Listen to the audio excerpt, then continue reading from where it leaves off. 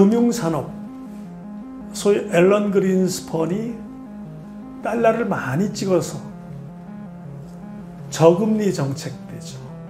그 돈이 다시 미국으로 돌아올 수밖에 없는 상황을 만든 것이죠. 미국에서는 미래의 행복도 중요하지만 현재의 행복도 중요하다.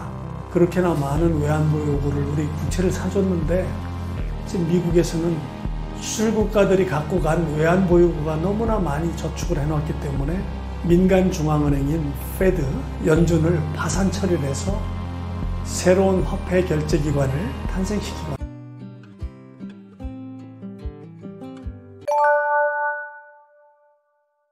그러니까 1970년도에 1980년도쯤에 미국의 신자유주의 정책이란 금융산업, 소위 앨런 그린스펀이 달러를 많이 찍어서 저금리 정책되죠. 그렇게 해서 외국으로 많이 내보냈지 않습니까? 미국에서 하나도 생산하지 않고 모든 것을 다 사다 먹고 쓰다 보니까 미국에서는 계속 달러를 발행해서 외국에 내보낸 것이죠. 그러니까 그 달러들이 저금리 상황에서는 그 돈이 다시 미국으로 돌아올 수밖에 없는 상황을 만든 것이죠. 미국에서는. 그래서 미국에서는 독일과 일본을 불러서 이렇게 말했습니다. 우리 미국 혼자 재정적자를 감소해가면서 미국 시장, 소비시장을 열어주면 우리 미국은 쌍둥이 적자가 너무 심하다. 경상적자, 재정적자 이게 너무 심하니 독일, 일본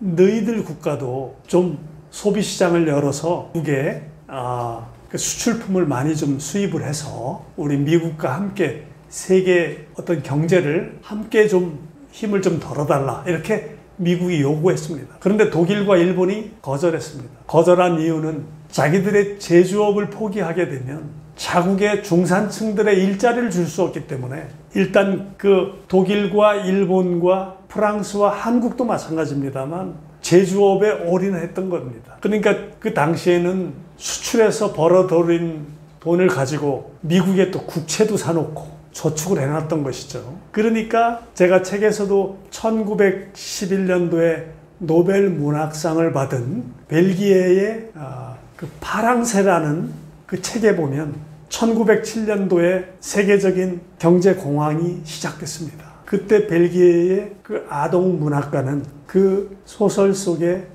틸틸과 그 남매가 현재 행복보다는 미래 행복을 찾기 위해서 과거에도 가보고 미래에도 가보고 했습니다. 그 파랑새가 행복이라는 것이죠. 근데 다 가봤는데 찾지 못했습니다. 근데 돌아와서 자기 방의 세 장을 보니까 그 세 장에 파랑새가 있었던 것이죠.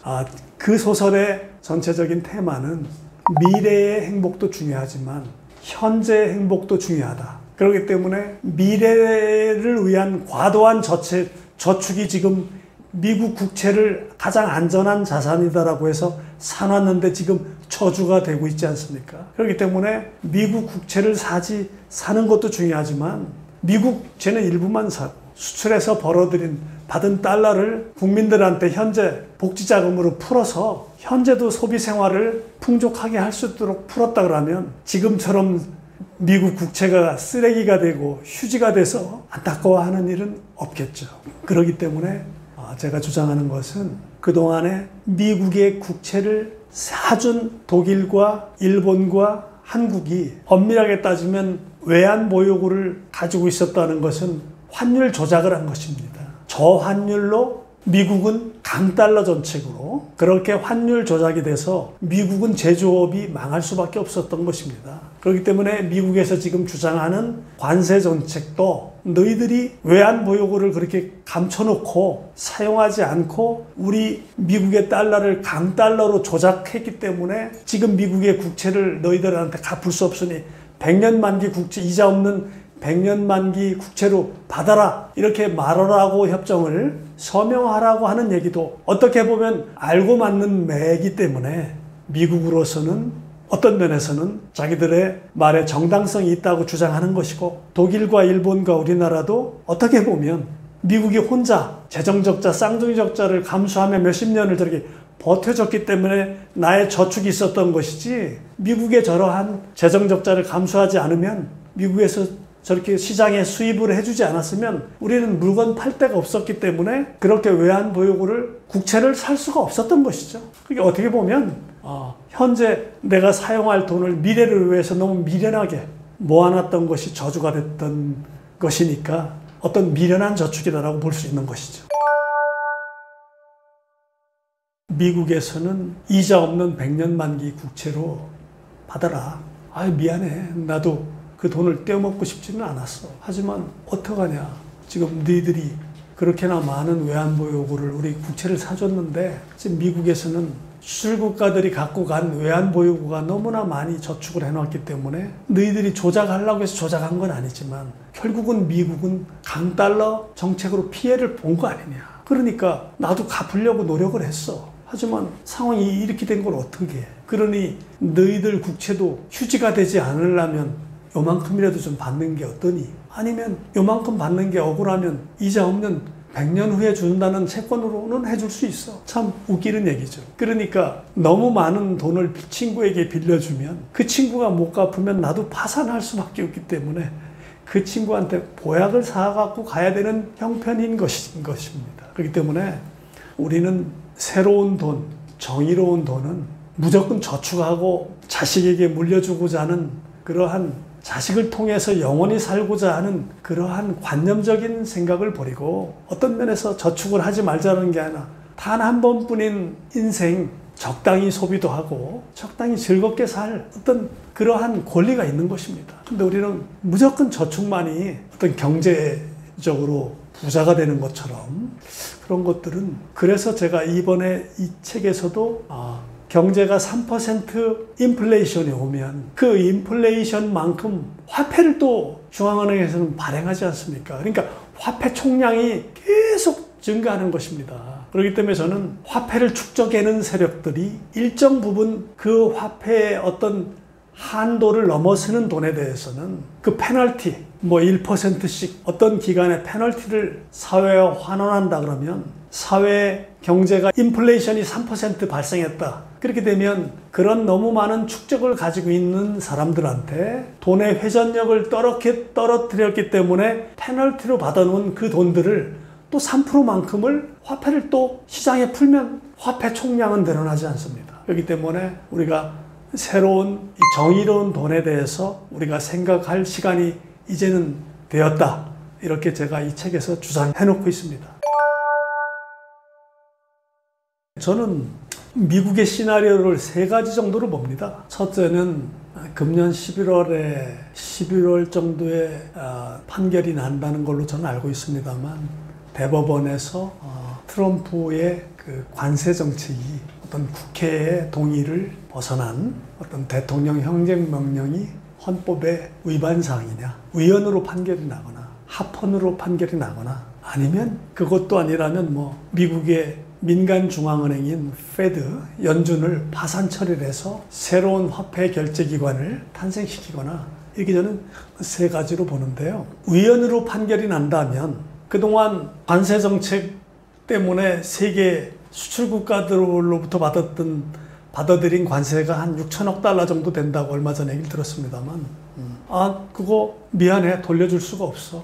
대법원에서 위헌 판결이 났기 때문에 우리가 어차피 지금 이렇게 부채가 많은 상황에서는 100년 만기 요거라도 받을래? 아니면 100년 만기 채권이라도 받을래? 이러한 부채를 녹이는 이러한 시나리오가 작동할 것이고, 만약에 트럼프 대통령의 관세 정책은 합헌이다, 행정명령이 합헌이다 판결이 나면 아마 세계 경제는 아마 경제 대공황으로 빠져드는, 말하자면 수출 수입 국가들도 굉장히 미국에서 받아줄 수도 없는 그런 혼란한 상황이 어떤 대공황 어떤 시간으로 일본에 잃어버린 30년처럼 이렇게 들어가는 상황이 될 것이다. 이렇게 저는 한 3가지 시나리오로 보고 있습니다.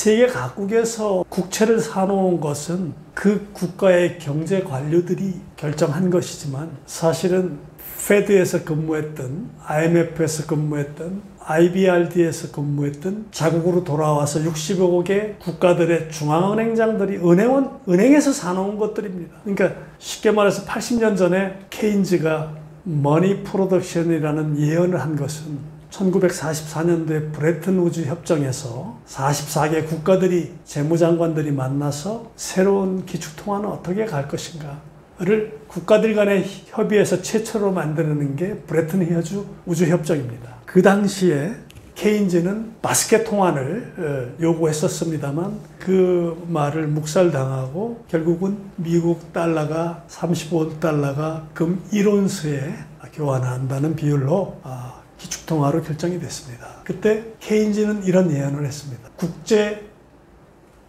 금융기관에 근무하던 많은 간부들이 세계 자국으로 돌아가서 그 국가의 금융기관 수장들이 된다거나 어떤 금융을 끌고 가는 관료가 된다면 그들이 말을 맞추고 행동을 같이 하면 부채 경제는 언제까지고 영원히 굴러갈 수 있다. 그렇기 때문에 우리는 제가 구독자들한테 특별히 말씀드리고자 하는 말씀은 우리가 혜택받지 못한 금융교육에 있습니다. 학교에서는 금융교육을 전혀 가르치지 않습니다. 그냥 뭐 은행의 대출이 뭔지, 예대율이 뭔지, 뭐 뉴스를 들어보면 그냥 뭐 플러스 뭐는 뭐다, CPI가 뭐니, CPI가 뭐 떨어졌으니 뭐 금리를 올려야 된다는 둥, PPI가 뭐 내려갔으니 금리를 올려야 된다는 둥, 뭐 굉장히 알 수 없는 굉장히 그 무당들이 하는 얘기들, 어떤 그런 공식적인 얘기만 들었지 우리 삶하고 돈과 우리 삶하고 얼마나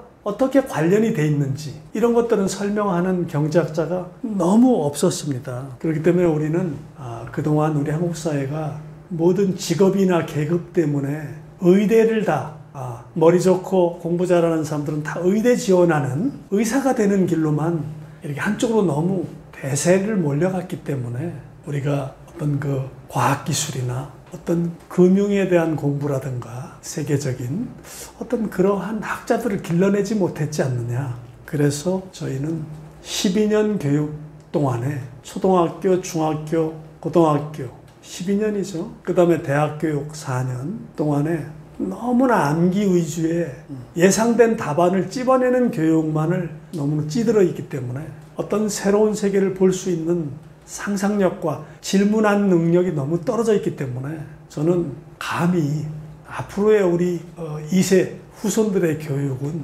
예상하는 교육, 추측하는 교육, 질문하는 교육 이런 쪽으로 어떤 면에서 의사가 된다는 것은 돈 버는 자기 자신의 삶이 행복하다는 것은 돈이라는 것은 목적지가 아닙니다. 돈이 있어도 행복하지 않은 삶이 있습니다. 그렇기 때문에 우리는 12년 교육, 16년 교육 동안에 내가 어떤 직업을 택했을 때 어떤 일을 할 때 행복할 수 있겠다 하는 그러한 어떤 교육의 어떤 프로세스가 다시 어떤 커리큘럼이 좀 다시 짜여져야지 모두가 의사가 돼서 돈만 벌겠다고 이렇게 달려나가는 사회에서는 어떤 금융이든 과학기술이든 창의적인 인재가 나올 수 없는 그런 구조이기 때문에 감히 어떤 앞으로의 교육은 그런 쪽으로 바뀌어야 된다는 것을 구독자들한테 이런 기회를 빌어서 한번 말씀드려보고 싶습니다.